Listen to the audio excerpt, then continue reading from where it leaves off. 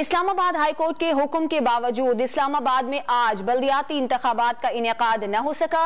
Advocate general کی رائے میں high court کے مختصر فیصلے پر عمل درآمد ناممکن ہے۔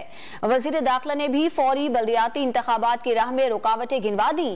عدالت عالیہ کی ڈائری برانچ دیر تک کھلی رہنے کے باوجود سنگل بینچ کے فیصلے کے خلاف انٹرا کورٹ اپیل دائر نہیں کی جا سکے۔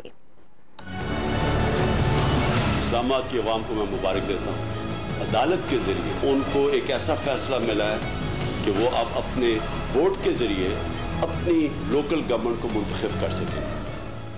اسلام آباد ہائی کورٹ کا بڑا فیصلہ، الیکشن کمیشن کو وفاقی دارالحکومت میں کل بلدیاتی انتخابات کروانے کا حکم۔ الیکشن ملتوی کرنے کا نوٹیفیکیشن معطل کر دیا۔ جسٹس ارباب محمد طاہر نے پی ٹی آئی رہنما علی نواز آوان اور جماعت اسلامی کی بلدیاتی انتخابات ملتوی کرنے کے خلاف درخواستوں کی سماعت کی۔ عدالت نے فریقین کے دلائل مکمل ہونے پر فیصلہ جاری کیا۔ عدالت نے وفاقی حکومت کو انتخابات یقینی بنانے کے لیے الیکشن کمیشن کی معاونت کا حکم دیا۔ عدالت نے وزارت داخلہ کا 19 دسمبر اور الیکشن کمیشن کا 27 دسمبر کا حکم بھی کالعدم قرار دے دیا۔ وفاقی وزیر داخلہ رانا ثناء اللہ نے عدالت کے حکم کو سر آنکھوں پر قرار دیا لیکن اسے ناقابل عمل قرار دیا۔ ووٹوں سے اعتراضات کے متعلق جو ہے وہ دائر ہے، تو یہ ساری چیزیں جو ہیں یہ ان کا فیصلہ ہونے کے بعد تو پھر ہی شیڈول جاری ہوگا نا۔ شیڈول بھی کم سے کم جو ہے وہ کوئی 35-40 دن کا ہوگا اور ان چیزوں کو حلقہ بندی کے لیے جو ہے وہ کم سے کم 60 دن چاہیے۔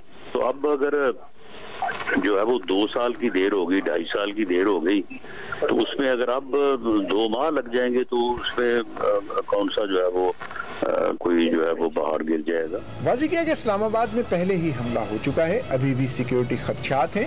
الیکشن کمیشن اپنے طور پر اپیل دائر کرنے کا مجاز ہے۔